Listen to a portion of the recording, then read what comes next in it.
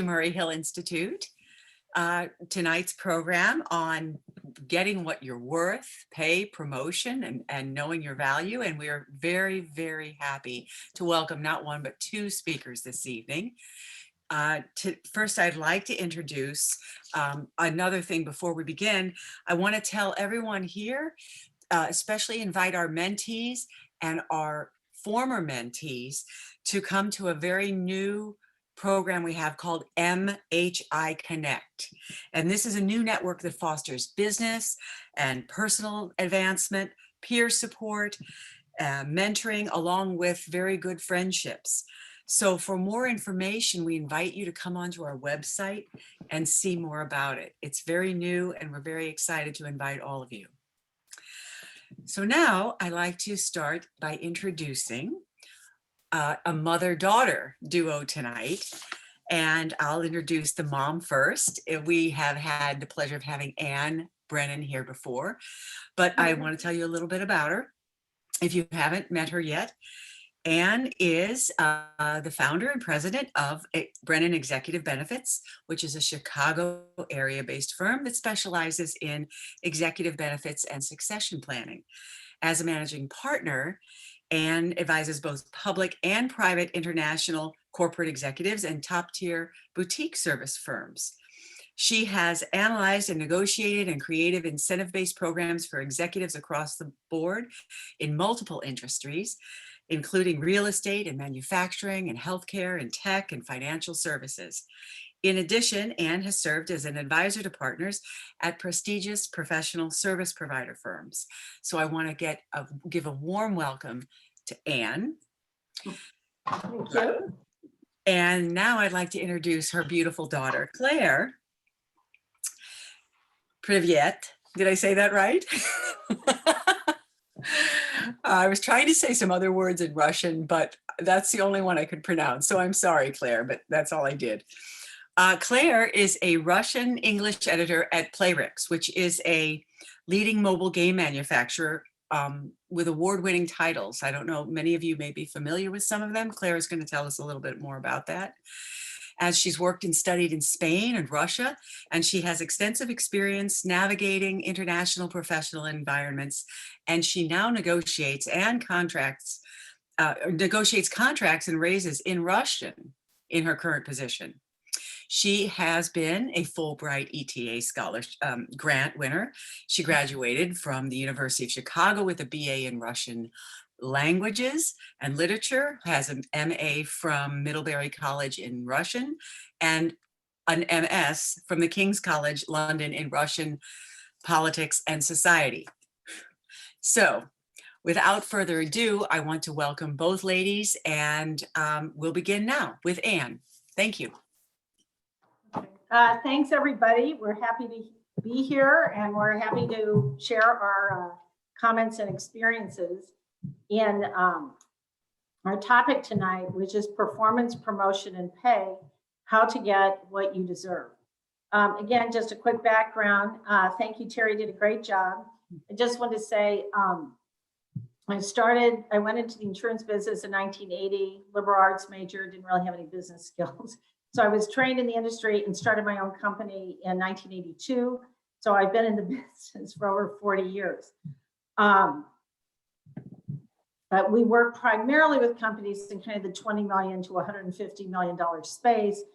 And my business is really based around talking to shareholders, entrepreneurs, and owners about ways to compensate, frankly, top executives, top attorneys. So this topic is very germane to me, and it's something we do usually every day. So without further ado, let's go to the first slide and talk about performance. Okay, so performance. This is from How Women Rise. It's a great book.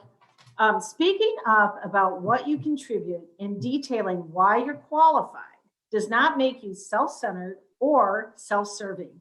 It sends a signal that you're ready to rise. We love that quote. Next slide, please.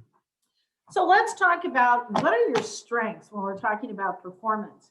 I'm assuming everybody on this call takes their job seriously, is talented, does their job well, but we're talking about beyond the job description. What are softer skills or skills that you use every day that you're not really even aware of? So let's talk about a couple of interpersonal skills. For example, positive attitude. That may sound a little corny to you, but my junior partner, I have a back office of 8 guys who work for me here in Chicago and do all my marketing and underwriting. And one guy who's in his 50s was assigned to me, for better or worse, 30 years ago when he was new to the business. And Steve Heaney, to this day, has always been positive, polite, does what he says he's going to do, and he's just like a joy to work with. So a positive attitude goes a long way, and I would like to say it's noticed by everyone. So that's, put that down in your journal about one of your key skills. That's a good one. Another interpersonal skill is creative thinking.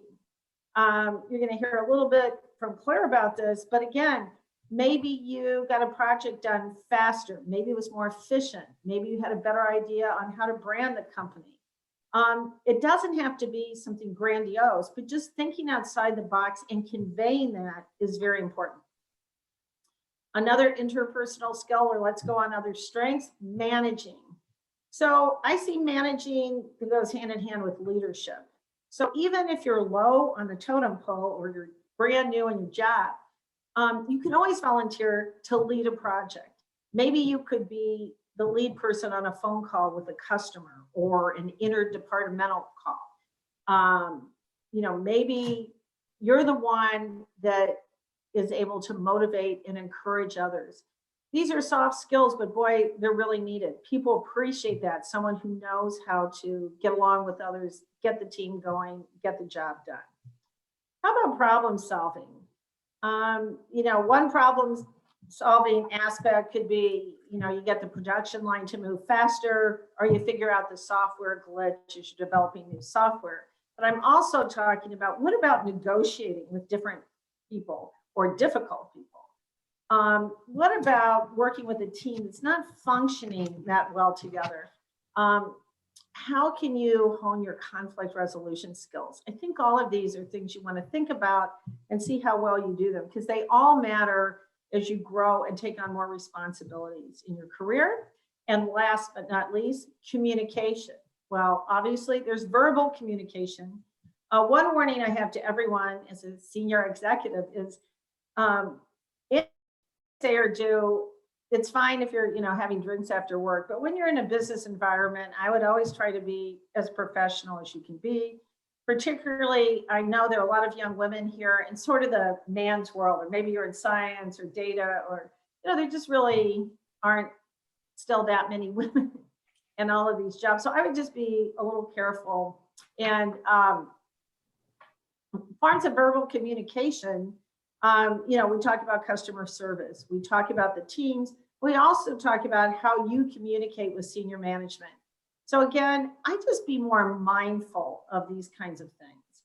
Now, what about nonverbal communication? Well, a way to draw attention to yourself or promote your skills is also, what about how you write emails? I'd be very careful again in writing succinct, concise, but professional emails. I never wing emails, other than maybe say thank you. It's very important. Lots of people read them. You don't know who it's going to be forwarded to, so I would be careful there. But also in a positive sense, offer to write the executive summary for your team. Offer to write an article or the team program. And then the last part of communication, which is always great, is public speaking. You don't have to have a big speech. You can just highlight, you can introduce somebody at a forum, again, team meeting, you can get up. And it could be also in the nonprofit world. It could be your children's school. It doesn't matter. But again, hone the skills of clear, concise, professional communication, and it'll stand you in really good stead. So these are more internal and personal aspects. Now I want to talk about, what about how do other people see you? And why is that important? Well, I found in my career, when I'm writing major proposals executive summaries, 2 heads really are better than 1. Other people can help you articulate your strengths and make you aware of the things that they appreciate in you that you're just not even aware. So for example, and this happened to some of the young women I've been talking to, one was, she was totally unaware, she has great organizational skills. And she was talking to her senior partner and asked, what should I be doing? And he said, gosh, you're always so organized, and you organize other people, and they love the way you run meetings. So again, seek out somebody senior who you know, trust, and admire, and ask them for a little bit of feedback. Secondly, find a peer or two, and they can be in your immediate department or someone you don't have to know really well, but you're friendly, you like each other. Somebody that you think can give you a few pointers or honest feedback. That's always helpful. The next one, though, that's really necessary, I believe, is peers in your industry. In other words, friendly rivals. I do this in my industry. It's interesting to hear how other firms or other people who are in similar industries, how those companies are run, sort of where they stand in the compensation process, in the career management process. Do they provide more training, less training? It's always helpful to prepare yourself, and also think twice about, no matter how loyal you are, how great the company, it's just interesting to get fresh ideas. So I encourage everybody to make an effort to meet other peers, no matter whether you stay in the company or not. It's just a good thing. Now, peers outside your industry. Claire's going to discuss this during our talk. It's also really interesting to hear people, what they're doing, who are about your age, your stage. It doesn't matter if they make more money or less money than you, but sort of at their stage in terms of responsibility and career growth. It's always interesting to hear what other people are doing. How are they enhancing their career? How are they managing difficult bosses? Again, you don't have to do this all on your own. I think oftentimes men in some ways are more collegial. Not always. I mean, women can be, but more likely to kind of go out and, get some feedback on this stuff. So I think you should really focus on trying to get feedback from your peers, formal and informal. It'll go a long way. And the last point I want to make, which I think is pretty unusual for women, and it's somewhat unusual when you're younger, is you should all seek out a top-tier recruiter in your field. Why is that? Because a recruiter is going to give you the hard, cold facts. What does it take to be attractive? If you have your eyes on a certain company and you want to work for the top hedge fund, so what is it you need to do to get from this mid-market hedge fund to the top? What kind of skills do they want? What are they looking for? What kind of responsibilities do you have to show them? And what's the compensation range? And one of the best places to find that out is, of course, a headhunter. Now, if you're really happy with your firm, I'd be careful, who you talk to, because the goal is that you don't want word to get around to trying to leave, that it's just a really good way to get some objective feedback, what you're worth. So now we're going to hear from Claire, who actually has great experience in this area. Good evening, everyone. Am I? No, you're okay. Okay. I think I am echoing. Could you maybe mute yourself, Mom? No, I don't. I'm not sure what the issue is. Okay, I'm just going to get started. So in the fall of 2018, I started working as a Russian English editor for Playrix, which, as Terry said, is the biggest mobile game developer in the former Soviet Union, as well as the #3 mobile game developer in the world. You may have heard of or even played some of our games, like Gardenscapes, Homescapes, and Township, among others. Prior to starting this job, I had taught at a Russian university for a year. I had recently written one of my master's theses in Russian on Soviet cinema and had used the language for academic research, but I had never had to use Russian as a working language in an office setting. So when I joined Playrix, there was a bit of a learning curve. One of the challenges I faced was that I was entering an industry in which I had no prior experience. I'm not a gamer myself, nor do I have any background in anything tech related. So I had a feeling that I didn't know how much I didn't know, which is why I realized pretty quickly that I had to be proactive about asking for help. My company does assign mentors for new hires. And while I was afraid of being a pest, I also just needed answers to do my job. So I had to get over it. Looking back, I do wish I had asked even more questions then.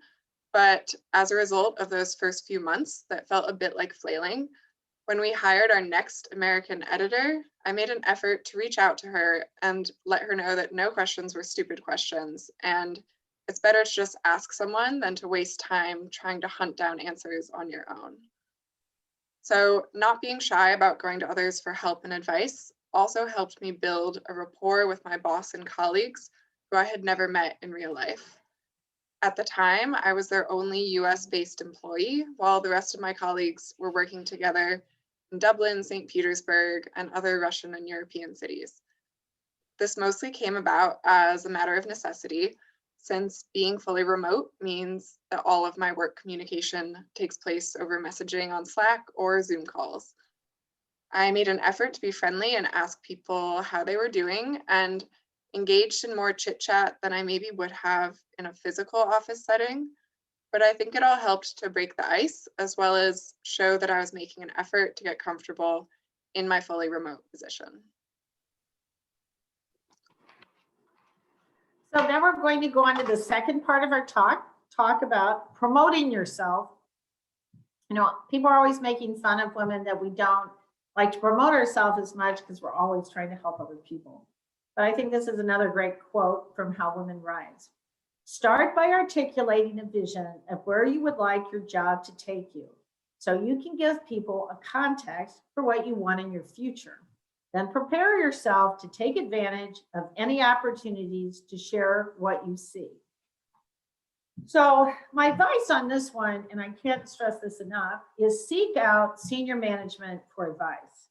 Whether you're a young associate at a law firm, I would go after the most senior partner who you admire, trust, and is approachable, of course, or at a company, seek out the owner. A bigger company, seek out the department head or the senior vice president, or seek out the CEO.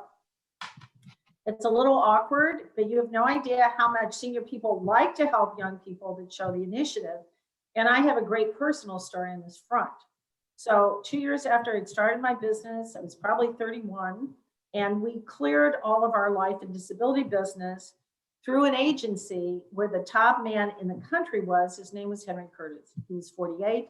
He was writing like legendary $30 or $40 million of life insurance a year with different companies, some of which you've heard of: Waste Management, Arthur Andersen, Motorola, but also he had something like 300 small and mid-market companies.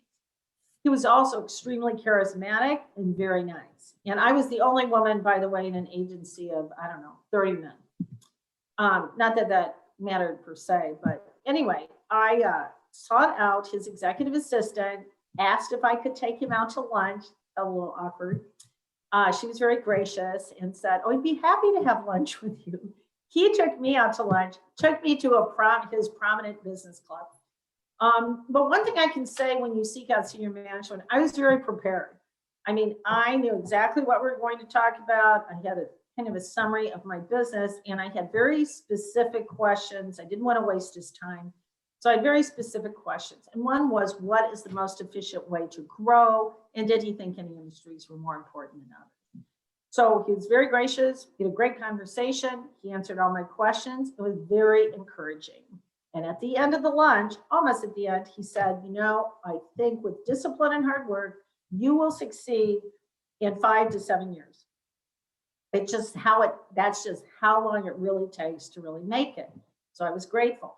However, just like this quote, I said to him right at the end, I said, that's great. I love the life insurance side, but I'm also going to carve out a niche in the disability business. And I've been researching this. I think it's underserved. I think the carriers are going to go after more businesses. And he says, That's really interesting. I've been thinking the same thing. We've noticed there's sort of a gap in our, practice or our business in this area, and I agree with you. And then he says, when I told you it'll take 5 to 7 years to really make it, I have a better idea. He said, I think if you join me, I can get you there in 2. I mean, I nearly fell off my chair, and that was a pivotal moment in my career. I did join Henry Curtis. I became the top broker in the agency in disability insurance, and he introduced me, who's a Chicago native, to the who's who of Chicago. And I had come here 4 years ago and I knew nobody. So that one lunch led to 15 years of perfect relationship. And this guy taught me everything I know. So the sooner you figure out 1 or 2 people to identify and go after them, the better. Secondly, focus on building a network.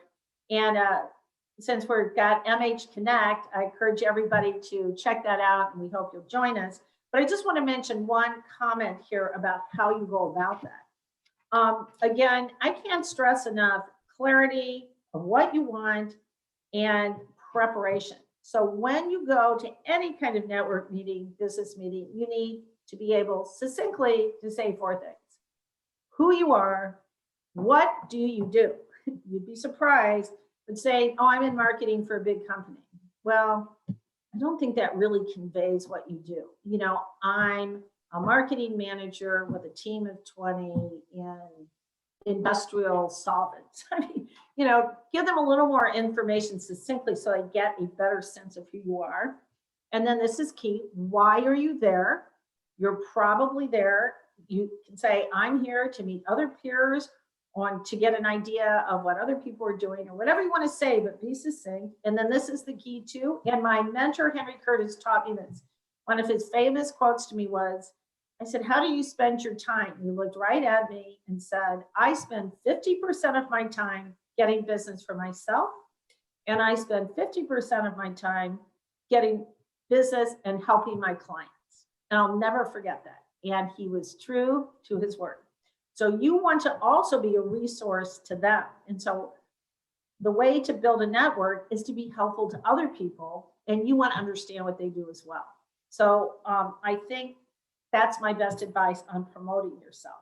Claire, how do you feel about this? What did you do?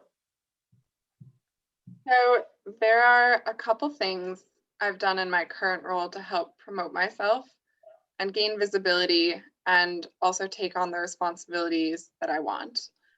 Some things that have worked for me are identifying problems and then working with my team to resolve them.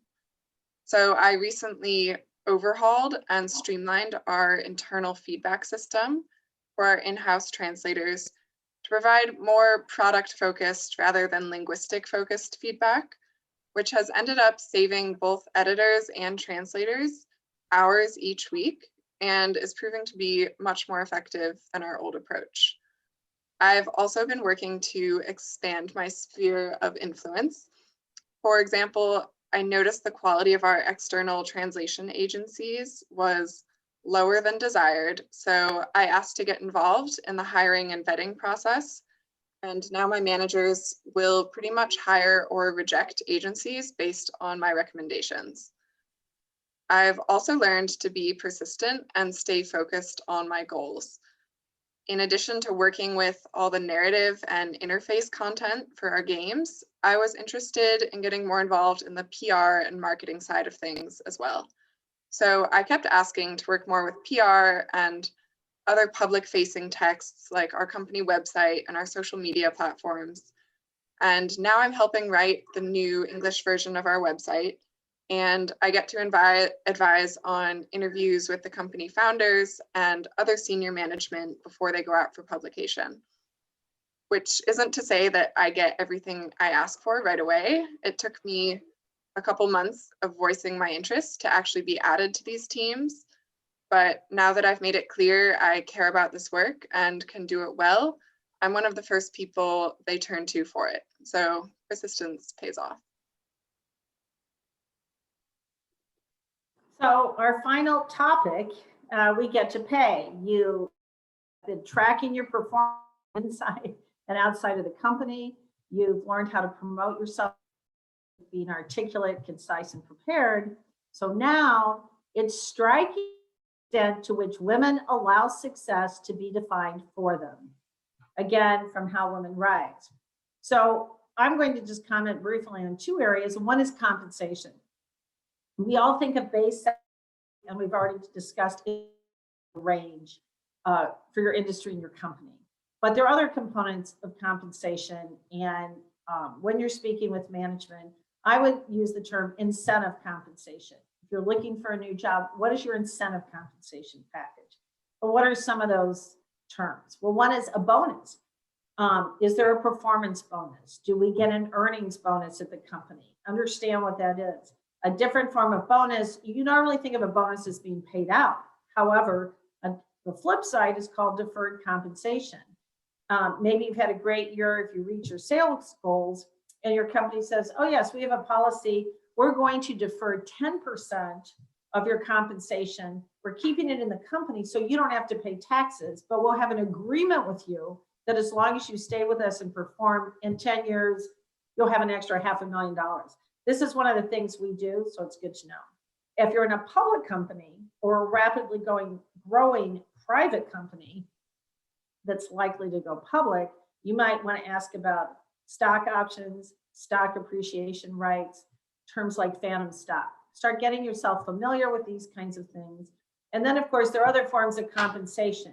It could be training, it could be graduate school, it could be, family time off, it could be vacations, all other things, but really focus on, I'm talking about primarily financial compensation, different ways. And a lot of companies, 50% or so of someone's compensation is incentive compensation. So it's very important early on. And it also raises management's sights about you to come in and be savvy about options. And then the other thing is benchmarking in your, I think we talked about this, and I think if you're following some of the other recommendations we had about talking to recruiter, talking about people in similar positions, that's a good thing. But it's certainly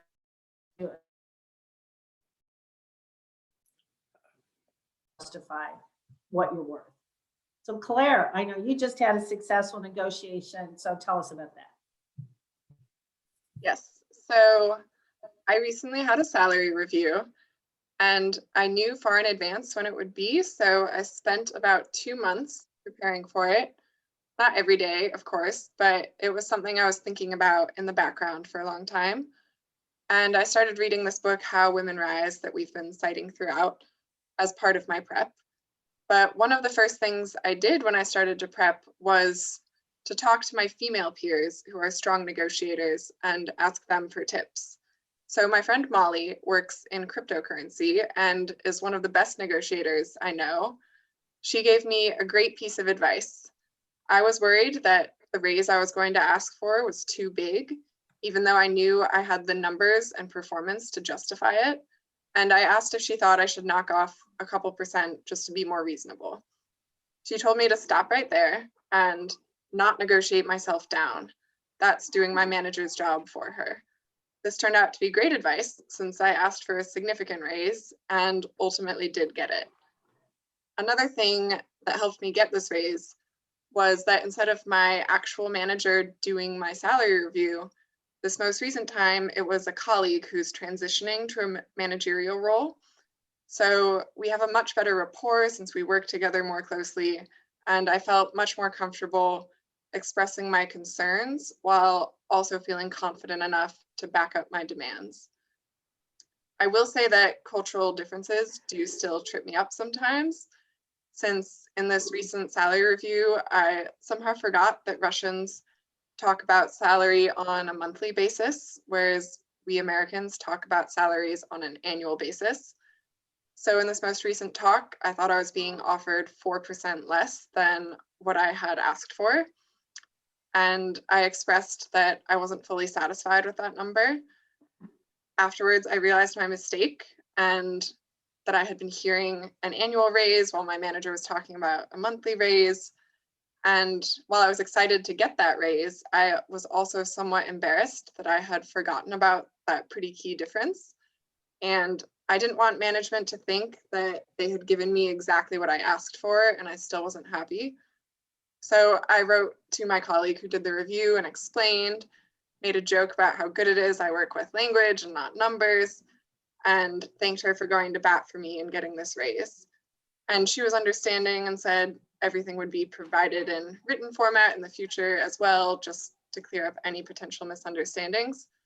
So there's that. So we hope you found this information helpful. And of course, we're going to end with this. And we also have resources in the next slide. But don't sacrifice your long-term prospects on the altar of today. So I hope you found these comments helpful. And Claire was the one that discovered both of these. Do you want to comment at all on either one, Claire, or no?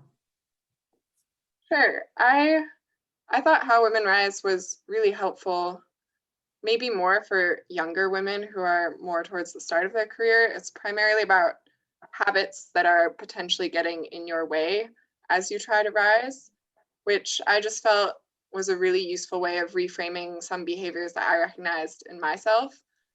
The Know Your Value book, I'm just reading it now, so I haven't finished it, but it's one woman's own journey and realization with ways that she self-sabotaged, even being a very successful, high-power woman. So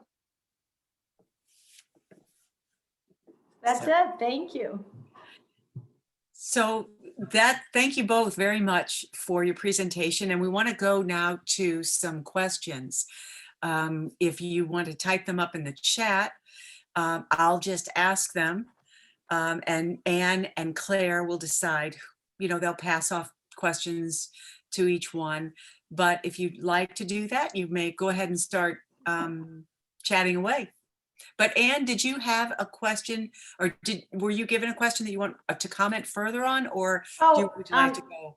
I just wanted to say that I hope these were addressed. A couple of people did send in questions ahead of time, and I think we addressed them, but you can ask the questions again. And one of it was, how do you promote yourself to your boss, which I think we discussed pretty much in the first part. And then I think the other one was, how do you go about benchmarking, which I think we also discussed how you can do that internally and externally through peers who are in the industry and outside of the industry. But if you have any more specific questions along those lines, feel free to ask us. I do have one coming up right now. Here's a question. Can the panel share a bad or disappointing performance compensation experience? And what did you learn from it, or how did you handle that? Well, I can talk to that. Claire, do you want to take that one? Or do you want me to start? You can start. Well, so it just shows no matter how senior you are or how savvy you think you are, there's a problem. So in 2013, I have always owned my own clients. And so I have always had an independent insurance entity for tax purposes and ownership. So I've never commingled that with another partner. But in 2013, I had a joint venture in New York. I had one of the largest law firms in New York City as a client, and I spent so much time with their 200 equity partners that I was in New York every month. So I entered into a joint venture. Great, I thought, and we were splitting business 50-50. Not the business I had landed, but new business. And so, I mean, I'd been in business forever. I negotiated leases and all sorts of stuff. Well, as it turns out, in reality, they really weren't pulling their weight. And because I wasn't there every month, I mean, all month long, I was there a week at a time, I couldn't really see what they weren't doing. So I don't want to say they were unethical, but I do want to say they were not as aggressive as they led me to believe. So, and I was paying a portion of the overhead. So, I mean, it wasn't like I was there for free. So anyway, that lasted about 15 or 18 months. And finally, by 2014, 15, I had tried 2 joint venture situations, and they were similar in that for whatever reasons, they just weren't as proactive. They were kind of using me, I think. And that's when I Warren Brennan executive benefits once for all, and I said, that's it, the rest of my life. No more partners. I'm done. I'm done. No more employees, no more partners. I've had it. And so I said, I'll have a joint venture and I'll have independent contractors who act like employees, but I've had it. And so that's what I did. And so I'm happy about it. But, you know, it wasn't a disaster, but it wasn't great. And it did cost me some money. But, you know, I survived and thrived. You can't dwell on your failures. Just kind of learn and move on. Do you want to comment at all, Claire? You don't have to. You're probably more successful at this than I am. I mean, I could share. I don't know. I don't know if it's that useful to hear about my own negotiation failures. Probably. Okay. Then when I was hired for this same position 2 years ago, I didn't know how to negotiate then, and I didn't know what I was worth or how to ask for what I wanted. And so I was hired below market value, which is part of why I just got this significant raise. But I just really didn't know what I was doing and was kind of just happy to accept whatever they gave me. And then in subsequent reviews, I just still didn't really get how to advocate for myself or point to my performance or how I was adding value to the company or back up the numbers I was asking for with market research and, you know, comparable positions at other companies and stuff like that. So I've learned a lot since then. But yeah, there was a significant gap that needed to be bridged, which recently was, but it's taken me a while to get here. Okay, thank you. There's another question. This might be more common. And this might be something, and you can answer. Someone has had their salary slashed due to COVID. And when they went back, you know, to say, well, when am I going to be recompensated at my original salary? They basically got a no, and they want to know, when is the right time? Is it good to go back and ask for that salary restoration? Or, and they know that the company is doing well and they've been with the company for a number of years. So how would you handle it? Would you go back, or? Well, I would hedge my bets. You know, either they're trying to send you a message or not. It's hard to tell. So I think it never hurts to go back, you know, just steel yourself. But again, I think there's a 50-50 chance maybe they're trying to shrink the company. I mean, it's always hard to tell in a private company, you know, they can have record profits, but you don't really know what their debt is, really know if the bank is calling a loan. I mean, not, but unless you're privy to the books, you don't really know what's going on. Now, if you've worked there for years, you must know the management and have some sense. So this is where if you have a few confidential peer or someone else, maybe you feel comfortable talking to them, maybe you don't. But again, I think it never hurts to go back, but depending on how aggressive you want to be, depends on, do you have a hedge? Mm-hmm. And, you know, it may be a sign that, you know, a year from now, you're going to be at a different company. Okay. And another question, how can you find and identify recruiters and headhunters, especially if you're transitioning to a new sector? Is LinkedIn a great resource? You know, Claire might be better at this than LinkedIn. 100% of my business is referred because they're CEO. I think LinkedIn is okay, but I mean, you can also get a list of the top recruiters. I'm thinking, I mean, they're the giant ones like Spencer Stewart and Heidrick and Struggles. I'm just thinking, I know younger people here that seems to be a more aggressive, younger executive search firm. It's called the Lucas Group, Lucas. I mean, most of these big hunters, if you look at the list, are in they list the industries they're in. Mm-hmm. And I think if you can identify first, maybe go to that list and make sure they're in the industry or sector you're looking at. And then you can network your way in either through LinkedIn or ask your colleagues or whatever. I'm sure if somebody is having trouble, they could contact me, and I'm sure I could at least one or two. If you don't know, if you can't figure out who to talk to, I can certainly call some of the people here and just say, can you recommend somebody, or mm-hmm. you know, what would you do? Mm-hmm. If they really can't find somebody good, mm-hmm. we could help them. Claire, do you have anything to add to that? I'm not sure I've ever contacted a recruiter, so I'm not, or not to seek advice in that kind of general way, but yeah, I'm not sure I can speak to that. But I have found LinkedIn, certain groups, like there's a group called Ladies Get Paid. I don't know if you know about it, but they just share tips and have lectures, and in normal times have conferences and stuff for specifically women negotiating and, you know, women specific work tips, which has been helpful. But That's not tied to a specific industry. no, it's just general across the board. Okay. Another question I have, I like my company and admire the work of senior women working there. However, I don't see any of these women as a good mentor. What would be your advice about looking for a mentor within the company? Go to the men. That's what I would do. I mean, there's nothing unique or special in a way about women mentors. I mean, I'm ambivalent about this. I have a lot of friends like me who were kind of first generation and succeeded in starting their own companies. In fact, Claire's godmother has a very successful company with Japan and China. And, you know, we were all kind of liberal arts majors and we all ended up having these companies in different industries. But again, I have to say, and I mean, of course, I'm a lot older, but my trainers were men. My mentor who was great, a life-changing event, was a man.